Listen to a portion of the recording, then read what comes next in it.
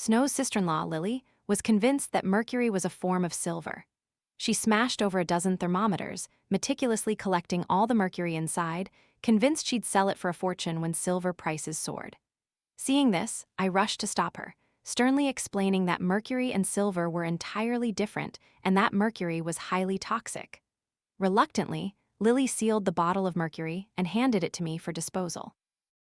Years later, my nephew, Jard, was utterly humiliated by his girlfriend's parents for having no house, no car, and no savings. Returning home, Lily looked at my dejected nephew and lamented, "I just heard people say gold prices are soaring. Silver can't be far behind. If your aunt hadn't stopped me from collecting all that mercury back then, you would have been a rich young master ages ago." Jard exploded in a fit of rage. Taking advantage of my inattention, he grabbed a knife and stabbed me to death. When I opened my eyes again, I was back on the day Lily was collecting mercury. "Lily, what are you doing smashing all these thermometers? What a waste! And what are these silvery things? What on earth are you doing with them?" My mother's voice echoed from the living room.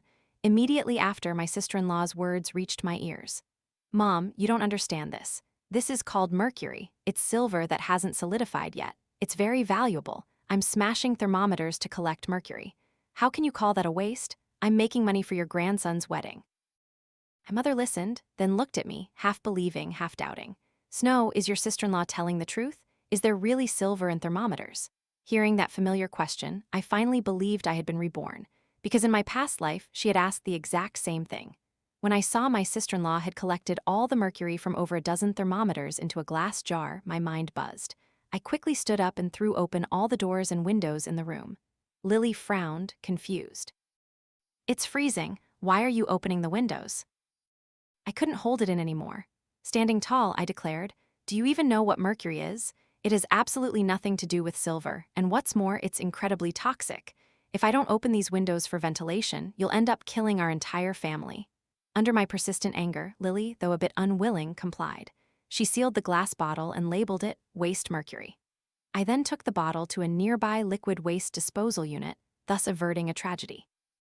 10 years later, my nephew, Jard, having no house, no car, and no savings, was utterly humiliated by his girlfriend's parents. Lily looked at her crestfallen son and said, "I just heard people say gold prices are soaring like crazy, so silver prices can't be low, especially mercury. That stuff is even more high grade than regular silver. Who knows, it might even be more expensive than gold. If your aunt hadn't stopped me from collecting mercury back then, you'd be a rich young master right now." My mother chimed in, "Exactly. And besides, I saw Snow get the newest phone last week. Who knows, maybe she secretly kept some of that mercury and sold it for money." Jard was enraged. Taking advantage of my inattention, he grabbed a knife and stabbed me to death. After my death, my brother stuffed my body into a suitcase and threw it off a cliff that night. Publicly, they claimed I was careless, slipped, and fell off the cliff. Fine, you want to collect mercury? This time, I won't interfere. I want to see if they manage to sell the mercury for money first, or if they get poisoned and die from it first. Snow, I'm talking to you. Are you listening? This child, the older she gets, the less sympathetic and disobedient she becomes. Hearing my mother's disgruntled voice, I snapped back to reality. I feigned contemplation. The substance in thermometers is indeed called mercury. But I don't know if it's related to silver. My sister-in-law, Lily, smugly looked at my mother. "See, even our college student says there's mercury in thermometers. What else don't you believe, Mom?" My mother, now delighted, looked at me. "Snow, is that true? Is there really silver in thermometers?" I repeated. "I said it's mercury. But whether it's silver or not, I don't know." Though I desperately wanted them to pay a hefty price, I dared not tell them outright that mercury wasn't asterisk silver. What if, one day, they discovered mercury and silver were unrelated and blamed everything on me? I wouldn't repeat the mistakes of my past life. Lily rolled her eyes and scoffed. "And that's asterisk a college student? Mercury is obviously silver. Why else would it be called mercury?" Then, as if something occurred to her, she turned to me. "Oh, right, Snow, go to the pharmacy and buy some more thermometers. Then, just like me, smash them and collect the mercury in a glass bottle." My eyes lit up. I excitedly nodded and said, "Really? Mercury is silver, so our family is about to get rich? I'll go buy them right now. I'll buy every thermometer in the pharmacy. The newest phone, the newest computer, the newest tablet, I'm on it. Just as I was eagerly about to leave, Lily suddenly blocked the doorway, slapped her forehead, and exclaimed, "Oh dear, my head, I remembered it wrong, Snow, you don't need to buy any more. Mercury and silver are completely different things." My mother grew impatient. "What do you mean they're not the same? Didn't you say Mercury was silver? You just said we had money for my grandson's wedding. Are you messing with this old woman?" I saw Lily frantically winking at my mother. My mother seemed to catch on, falling silent. I pretended not to notice Lily's subtle signals, nodding slightly in feigned disappointment. Then, I pointed to the glass jar of mercury on the table. "Oh, if that's the case, then when I go out later, I'll dispose of this mercury jar for you, all right?" Lily and my mother almost simultaneously blurted out. "No," I secretly sneered. It seems my suspicions were correct. They haven't realized that mercury and silver are unrelated, they just don't want to share the mercury with me, but this suits me perfectly. My little act wasn't in vain. Lily, realizing her tone was off, quickly corrected herself. "No need, Snow, I'm going out later anyway, so I'll dispose of it myself." My mother also caught on and quickly agreed. Right. Your sister-in-law will dispose of it herself when she goes out. Didn't you just say you wanted to go out?" "Go on then," I nodded. "All right, I'll head out now." After closing the door, I didn't immediately go downstairs. Instead, I pressed my ear to the door, wanting to hear what they would say after I left. A few seconds later, I heard Lily's voice first. "Mom, are you dense? I just winked at you like that and you still didn't get it. Look at how greedy your daughter-in-law was. How much mercury is there, really? She'd demand to buy this and that, and what if she spent all the money? What would Jard use to buy a house?" My mother chuckled awkwardly. Right. I didn't react fast enough. "So you mean this mercury really is silver? You're not lying to me, are you?" Lily sighed. Of course, old age dulls the mind. What was I telling you all this time for? Mercury is obviously silver. If I hadn't tricked Snow just now, what if she bought every thermometer in the pharmacy? Let me tell you, this mercury is the highest grade of silver there is. Look, isn't it liquid now? Wait until we dry it in the sun, it'll turn solid, and who knows, it might even be more expensive than gold. Hearing this, I clamped my hand over my mouth, desperately trying to stifle my laughter. Mercury can be dried into a solid form. Why don't you guess why it's called liquid silver then? Moreover, mercury vapor is extremely toxic. If you expose it to the sun, not only will it not turn solid, but it will accelerate its evaporation. Inhaling too much mercury vapor causes poisoning. But I had no intention of telling them any of this. I didn't want them to feel I was obstructing their path to wealth and then kill me again. That would truly be a net loss for me. Suddenly, Lily seemed to remember something and said in a low voice, "Mom, let's agree now. All the money from selling this mercury will be for Jard. Don't go behind my back favoring your own daughter. She won't get a single cent of this money." My mother chuckled. "Of course. Forget this mercury. Even if I die, all my inheritance will go to Jard. That useless daughter won't get a single penny. It just so happens that Jard's room gets plenty of sunlight. Let's dry the mercury in Jard's room. Tell Jard to keep the door closed all day so Snow doesn't find out. That living llama, she probably doesn't know that mercury in a sealed, sunny space is the most dangerous. If that mercury is really left in my nephew's room with the doors and windows closed, it won't be long before he's certainly poisoned." Lily, hearing this, nodded in agreement. "That's a good idea. When Jard comes home from school, I'll tell him and warn him not to let anything slip." "Mom, why don't you go downstairs and buy a few more thermometers? Try a few pharmacies and buy a lot. We'll collect more mercury now. Then Jard's future house will be even bigger." It wasn't until I heard my mother's shoes clatter downstairs that I quickly hurried down. If my mother caught me eavesdropping at the door, it would be too embarrassing. After going downstairs, I casually found a hotel and rented a room for a week. I had no intention of returning home anytime soon. Who would want to live under a cloud of poison? It was still winter, so they couldn't possibly open the windows. The mercury vapor would just accumulate, forcing them to inhale it. Soon after spending the entire afternoon playing games, I received a call from my mother. As soon as I answered, I heard her somewhat weak voice. "Snow, when are you coming home? When you do, can you buy me a box of painkillers? I must not have slept well last night. This afternoon, I feel tired all over and it's starting to ache." I secretly sneered. This isn't from not sleeping well. These are clearly symptoms of mercury poisoning, though her current symptoms are only mild. Wait a little longer, and it won't be so simple. Besides, how can painkillers alleviate mercury poisoning? If I actually bought her painkillers, not only would they have no effect, but but her symptoms would worsen, and then wouldn't she blame me? Let whoever wants to carry this burden carry it. I certainly won't. I spoke with a hint of difficulty. Mom, I probably can't come home now. I took a train to another province to visit, originally planning to return the same day, but my wallet and ID were stolen. Now I don't even have a place to stay. It's so cold under this bridge, Mom. Can you transfer me 500 yuan? The other end of the line was silent for a few seconds before she said, Your signal is so bad, I can't hear what you're saying. I'm hanging up now. You're utterly useless. Hearing the dial tone, I secretly sneered. Her own daughter is about to freeze to death, and she can't even spare 500 yuan. What more could she expect from me? This time, I wanted nothing to do with any of their affairs. I just wanted to watch their belated karma unfold from a distance. For the past few days, I'd been holed up in the hotel, watching movies and playing games. My mother, as if afraid I'd ask her for money again, not only didn't call me, but even blocked my WeChat. I finally had some peace. I received a call from my mother again 5 days later. I calculated the time. By now, the symptoms of mercury poisoning must be almost fully manifest. As soon as I answered, I heard my mother's anxious voice. Snow, are you home yet? Please come to the hospital quickly. Jard has a high fever and is in a coma. He won't wake up. The doctor says it's mercury poisoning. Your sister-in-law keeps insisting Jard just has a regular fever and refuses to let him continue treatment here. But the doctor says Jard's condition right now is life-threatening if he doesn't get hospitalized. Snow, you're the most educated one in our family. You must know whether mercury is poisonous or not. Please come back and talk some sense into your sister-in-law.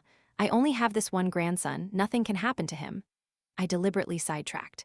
Mercury poisoning? How? Didn't my sister-in-law throw away that jar of mercury? Did she really not throw it away at all? Are you too trying to secretly sell mercury for money behind my back? My mother angrily retorted, Snow, is this really the time to be thinking about money? Your nephew is dying, I'm on speakerphone. Quickly tell your sister-in-law whether mercury is truly poisonous or not. I immediately said, brimming with feigned excitement, It's poisonous, it's poisonous. Mercury is, of course, poisonous. You too should quickly throw away the mercury. And by the way, tell me where you throw it. After hearing my words, my mother quickly turned to Lily. Did you hear that? Snow also says mercury is poisonous. Quickly, let Jard get treatment. Lily whispered to my mother, Mom, are you stupid? Didn't you hear her tone? She clearly wants to trick us into throwing away the mercury first so she can go pick it up herself. If it were really poisonous, would she talk like that? Besides, if mercury is so poisonous, why are we fine? Apart from not sleeping well these past few days, a slight chest tightness and a headache, I don't have any other symptoms. Oh, that's your own interpretation, isn't it? Anyway, I've already told you mercury is poisonous. It's your choice not to believe me. This entire call is recorded, so don't blame me when things go wrong. My mother suddenly brightened. That makes sense. I also haven't been sleeping well these past few days, and besides chest tightness and a headache, I don't have any other symptoms either.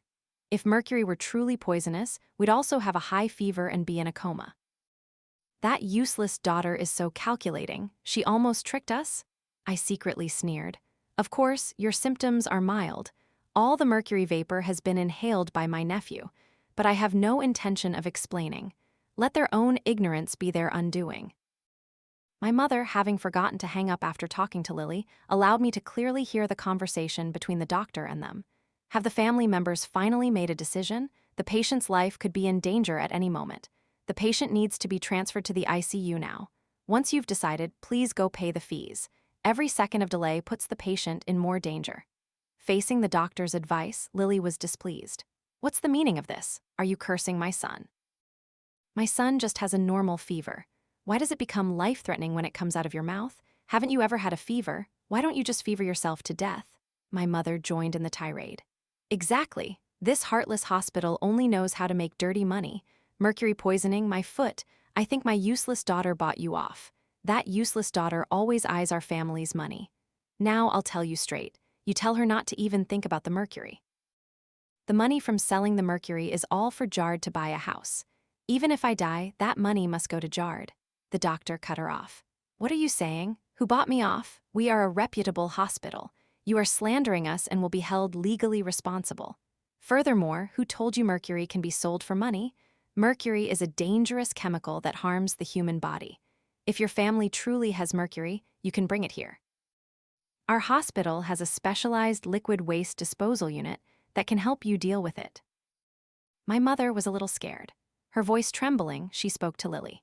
"Lily, this doctor says mercury is a dangerous chemical and can't be sold for money, so is Jard really poisoned because of the mercury?" Lily ignored my mother's words and yelled at the doctor. "And you say you weren't bought off by that useless daughter. Aren't you just trying to scare us into handing over the mercury? Let me tell you, I'm not that easily fooled." The doctor sighed, saying nothing more. Indeed, when faced with such unreasonable people, there's truly nothing to say. That feeling of having your kindness twisted into malicious intent, I understand all too well. On the second day after I moved out, I ordered a miniature camera and a gas mask online. The items arrived yesterday.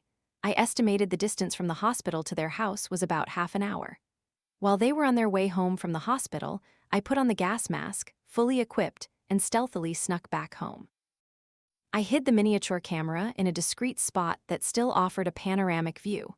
Once everything was done, I quickly left and returned to my hotel.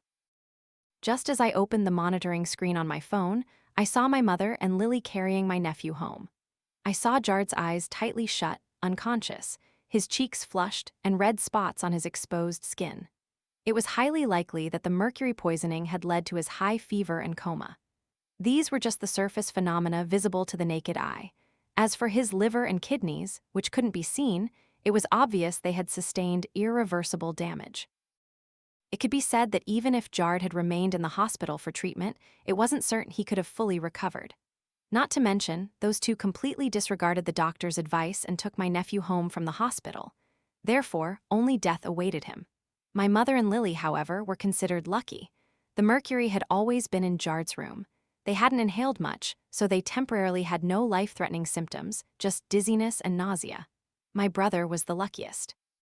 He had been on a business trip these past few days, unaware of what was happening at home, and thus untouched by the mercury poisoning. Going to the hospital was a complete waste of time. Jard just has a normal fever. They talk about it as if he has some rare, dreadful disease. My poor Jard is just so unlucky. As I was lost in thought, my mother's voice from the surveillance camera pulled me back. Lily chuckled and said, "It wasn't a complete waste of time, Mom. Didn't you hear what that doctor said? He told us to bring the mercury and he'd dispose of it for us. They work at a hospital, they must know the value of mercury. If it were truly a dangerous chemical, as he claimed, they'd be avoiding it, not asking us to bring it to them. Isn't he just trying to trick us into giving him our mercury so he can secretly sell it for money himself? Don't you see? This mercury is probably worth more than we even imagine. Our Jard will be a rich young master someday." My mother's eyebrows relaxed upon hearing this. She went into Jard's room and retrieved the bottle of mercury. She put her hand in and stirred it, then frowned. "Are you sure this mercury will solidify? It's still liquid now. And I feel like there's quite a bit less mercury than before." Lily also leaned in to look. "Of course, it needs time to solidify, Mom. Haven't you heard the saying? Condensation is the essence. Something as high-grade as mercury will surely refine itself into its purest essence. Only that last bit will be truly valuable." I almost died laughing. Mercury sitting in the sun for days, it would be a miracle if it didn't decrease. My mother suddenly spoke with a hint of doubt. "Oh, right. Lily, I forgot to ask you. Where did you hear that solidified mercury could be sold for money?" Lily rolled her eyes. "My husband told me.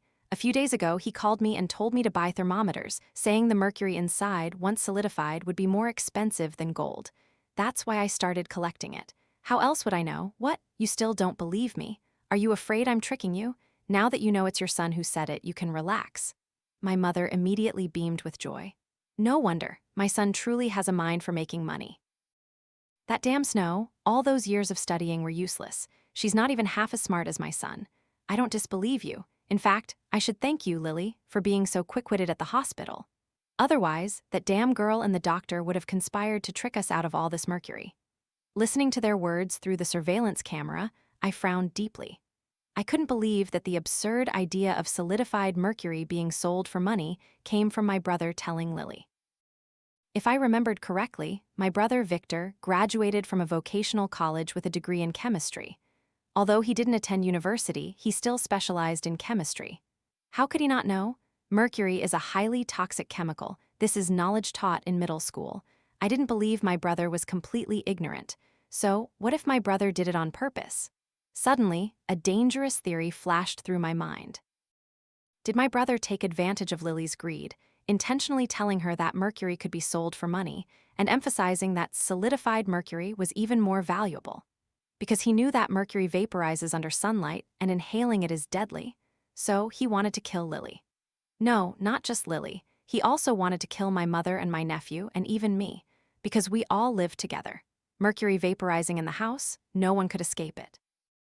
And at this very moment, my brother was away on a business trip, not at home. This only further proved my suspicion was correct. But why? As I was thinking, Lily's smug voice echoed from the surveillance camera again. Of course. If Victor hadn't married me back then, but married that jinx who brought misfortune to her own parents, would you even have a grandson now? Who knows, your entire family might have been cursed to death by her long ago. My mother snorted. Don't even mention that jinx. Last month, I saw her greeting and talking to your husband on the street. I was so angry I threw a bottle of sulfuric acid in her face. I don't know what her intentions were. It's bad enough she cursed her own parents, but she still dares to seduce my son? She has no shame. Lily suddenly widened her eyes, excitedly saying, "Oh, was that her, the one who jumped off the rooftop a few days ago?" My mother looked at Lily, a bit confused. What do you mean, who jumped off the rooftop? At the mention of this, Lily became even more agitated. Who else? That jinx, of course. Who? A few days ago, I saw a crowd gathered below a building, looking up at the rooftop. I got curious and saw a woman standing on the edge. I overheard people nearby saying that her parents had both died, she had been disfigured by an acid attack, and her husband had left her for someone else. She was contemplating jumping. I watched for about 5 minutes and my neck started to ache, but she still didn't jump. So I shouted, "If you're going to jump, jump already. It's so cold and a bunch of us are waiting to see you. Jump so it's worth our time." After I shouted, the crowd joined in. It was a spectacular scene. I even recorded a video I'll show Mom later. My mother's face filled with regret upon hearing this. You know, if I'd known there was such a spectacle, I would have gone with you that day. My voice is loud. I definitely would have shouted louder than them. So did that jinx jump after all? Lily chuckled coldly. Of course she did. The atmosphere was so charged, she had no choice but to jump. Less than 2 minutes after they started shouting, she jumped. At that time, I didn't know she was that jinx. If I had, I would have run straight to the rooftop and kicked her off myself. With that, Lily took out her phone and showed my mother the video she had recorded. In the video, I could hear people shouting and inciting her to jump. The two of them burst into uncontrollable laughter. Seeing this, my eyes widened. How could they treat such a thing as a joke? How could they laugh? I knew my brother had a girlfriend he loved for 10 years, but when they were about to get married, my mother vehemently claimed she was a jinx, fiercely obstructing their union, even threatening suicide to force my brother's hand. My brother was reluctantly married to Lily, a woman he had no feelings for. So, if the deceased was indeed my brother's ex-girlfriend, Fiona, then it wasn't impossible that my brother wanted to kill our entire family for revenge. Just then, I heard the sound of a door opening outside.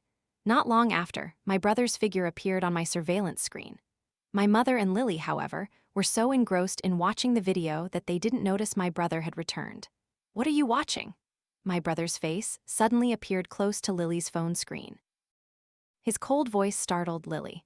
My mother, seeing my brother, immediately stood up, her face beaming, and pulled him over. "Do you know, Lily just told me your ex-girlfriend, Fiona, died. Good thing you listened to me and didn't marry her. A jinx is a jinx. Not only did she bring misfortune to her parents, but now she's cursed herself to death."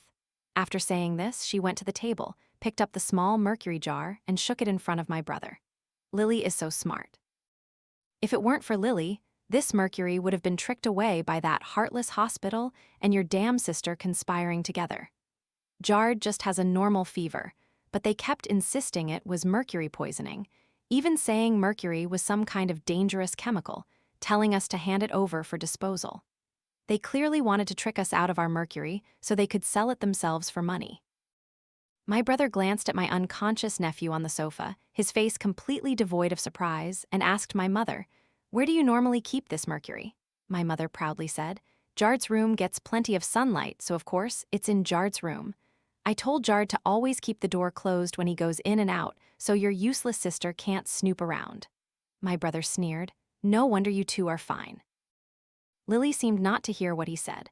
My brother took 2 bottles of soda from his bag and handed one to Lily and one to my mother. Nothing special, Just some sodas I brought back from my business trip for you two to try. Lily took a sip and immediately spat it out. What kind of drink is this? Why is it so bitter?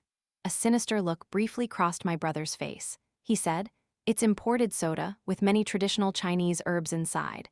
They say it's good for your health."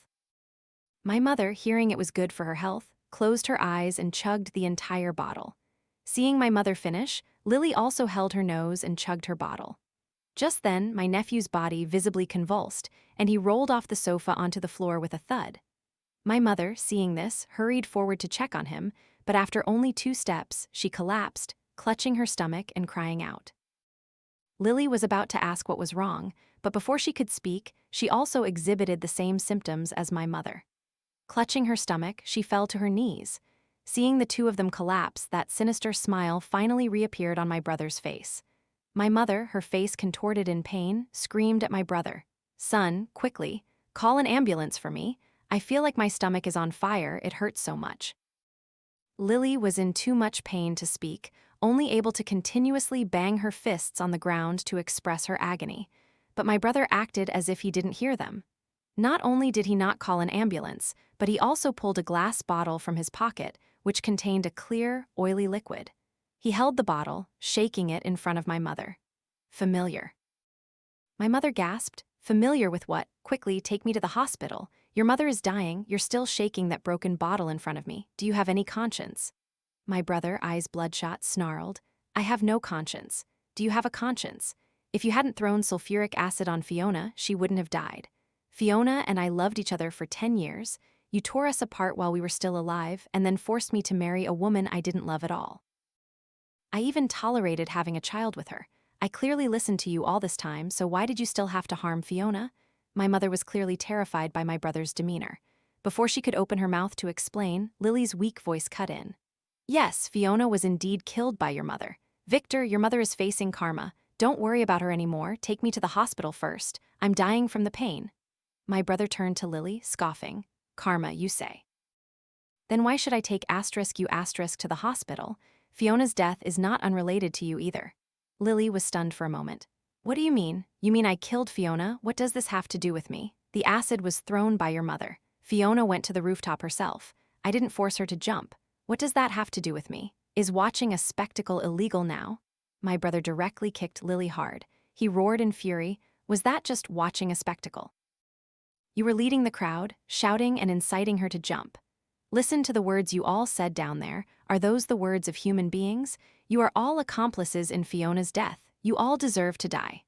After saying this, my brother pulled a fruit knife from his pocket and slowly, step by step, approached Lily. Lily, terrified, crawled backward, her eyes darting towards the mercury jar on the table.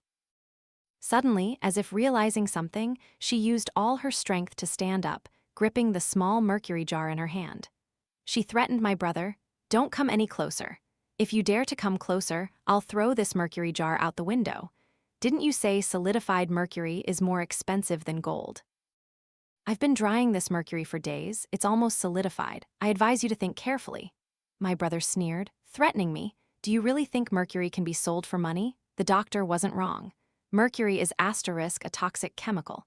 I originally intended for this mercury to poison all of you to death, but I didn't expect only Jard to be affected. But luckily, I had a backup plan. The sodas I gave you both earlier, they actually had weed killer mixed in. Go ahead and die in peace. This is what you owe Fiona."